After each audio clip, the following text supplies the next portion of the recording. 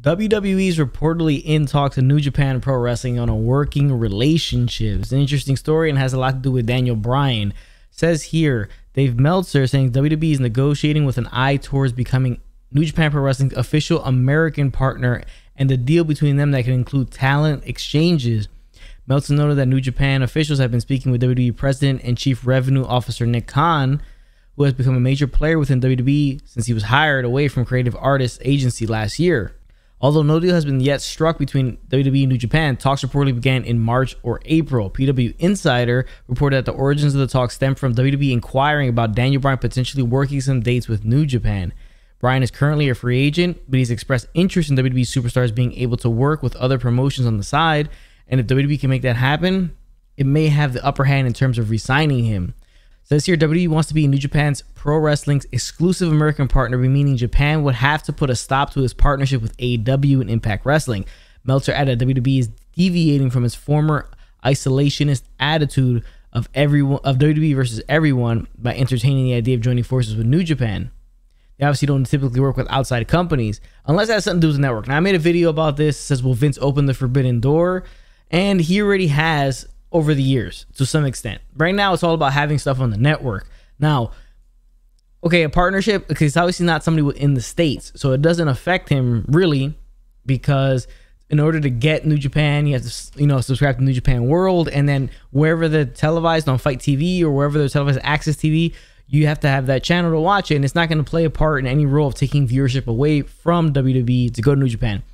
If anything, it'll change. You've heard Chris Jericho before say when he went to Japan to fight Kenny and Naito, he asked Vince McMahon's permission first, and he said, yeah, of course, go do it. You'll be waving the WWE banner over there. So that's the whole point of it. Go to Japan. WWE's, well known in Japan, and New Japan has had the relationship before with WCW, so they've had these talent exchanges which aren't massive, but it could be on a bigger scale with WWE. They'll send their guys over there, send Daniel Bryan over there, because he probably does want to work over there. So they're trying to appease him so he doesn't go to another company. He doesn't go work Ring of Honor, AEW, Impact Wrestling.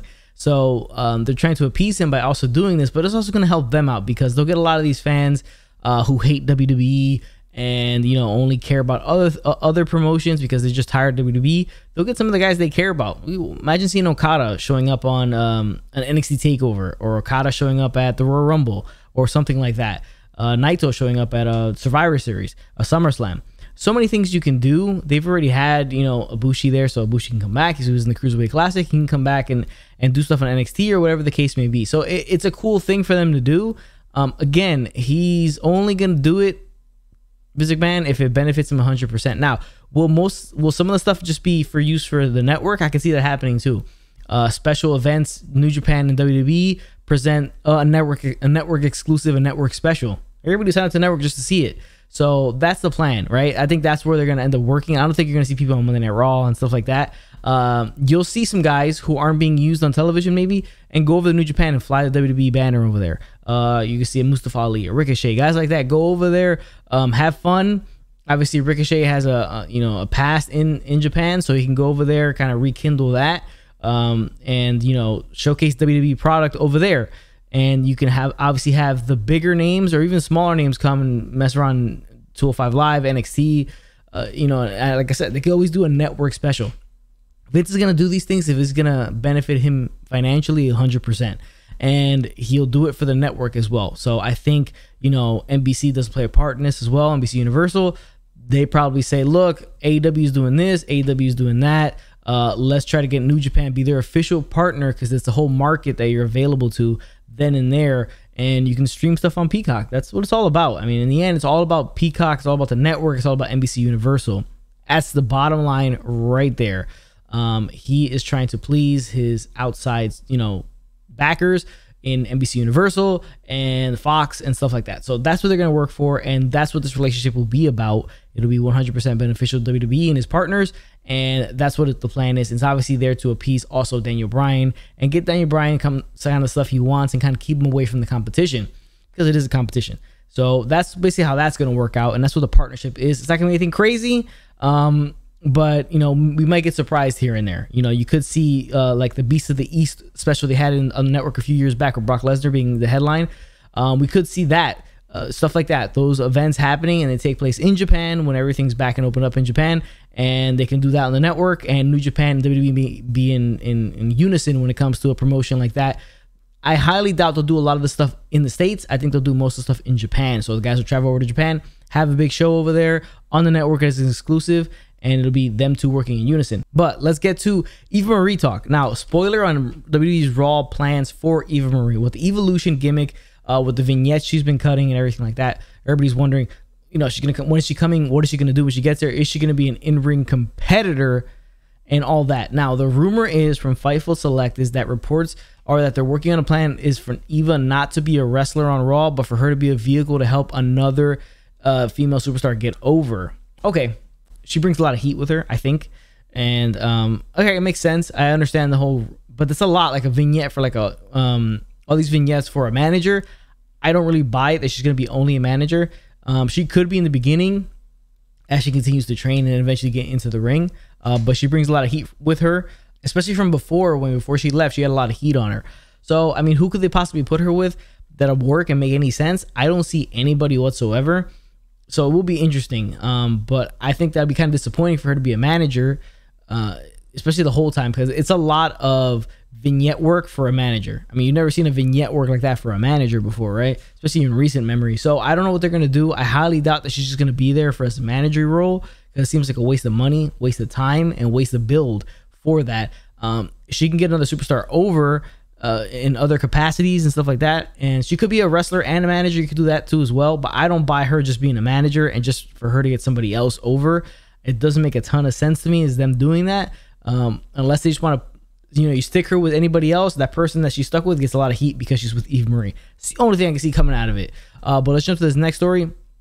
You know, WWE confirmed SummerSlam date for Saturday, August 21st. Location to be revealed during the Belmont Stakes pre-race show on NBC. All right, so obviously they got the Peacock deal, Belmont Stakes. They're gonna have it something on NBC. That's when they're gonna reveal the location. It seems like it is going to take place at Allegiant Stadium in Las Vegas, the home of the Raiders. Will be kind of interesting. They're doing it, I believe, the same weekend as a Manny Pacquiao fight happening there.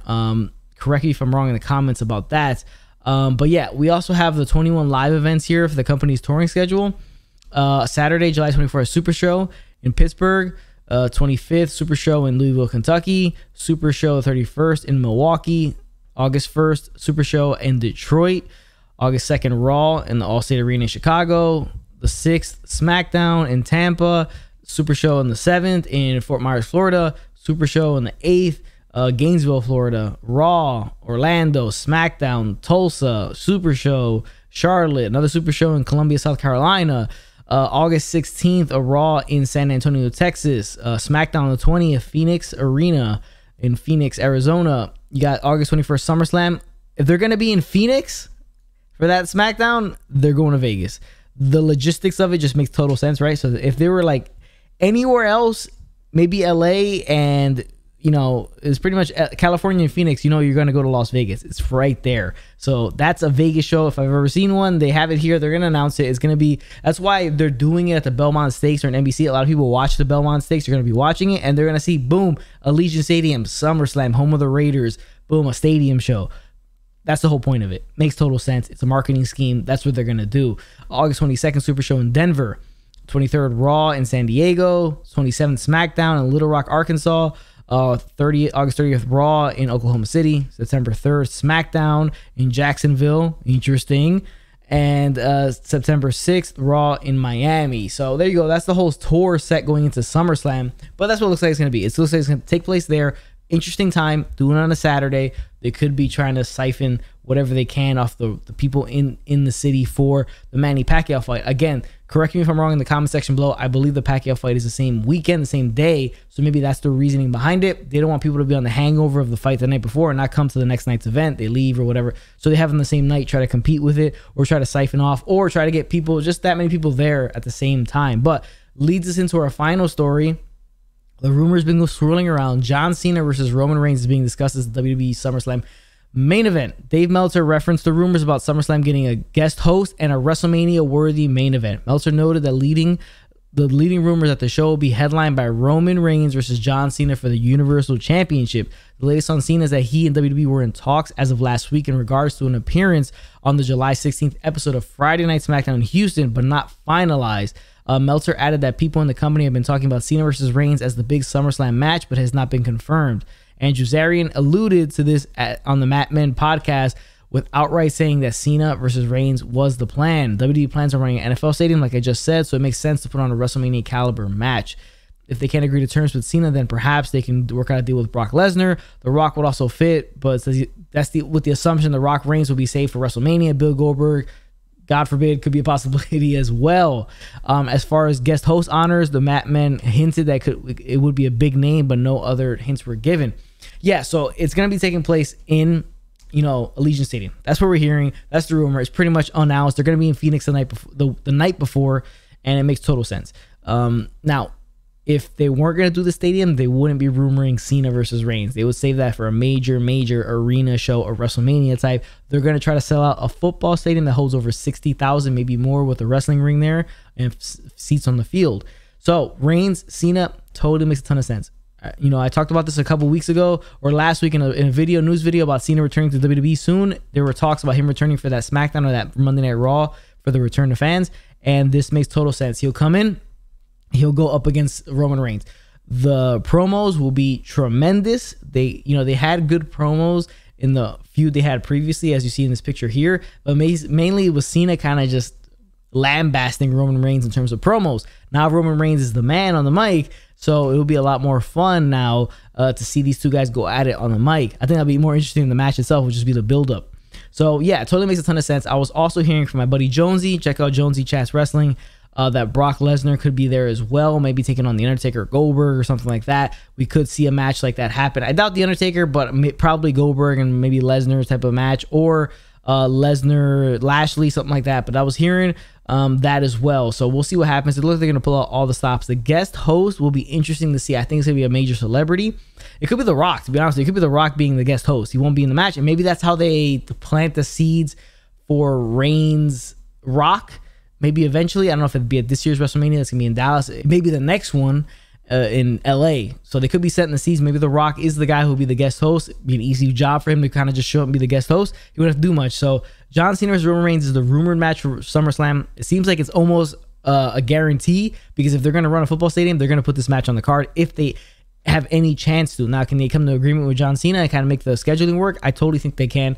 The buildup is what's going to be the best thing about this. But Roman Reigns, your biggest star, you put him with your former biggest star in John Cena, and you'll sell that place out. Hopefully, anyways, for WWE's sake. But guys, that's the news and rumors for today. I appreciate you guys for tuning into this video. Make sure you drop a like on this video, hit the chair in the corner before it hits you first, and sub to this channel. Make sure you check out my Shawn Michaels retrospective on his career, comparing his two eras of the 90s and the 2000s against each other and picking which era of Shawn Michaels was better. Make sure you check that one out. That one I really worked really hard on. I'm really proud of that video, so please check that one out. Leave a comment and a like on that video.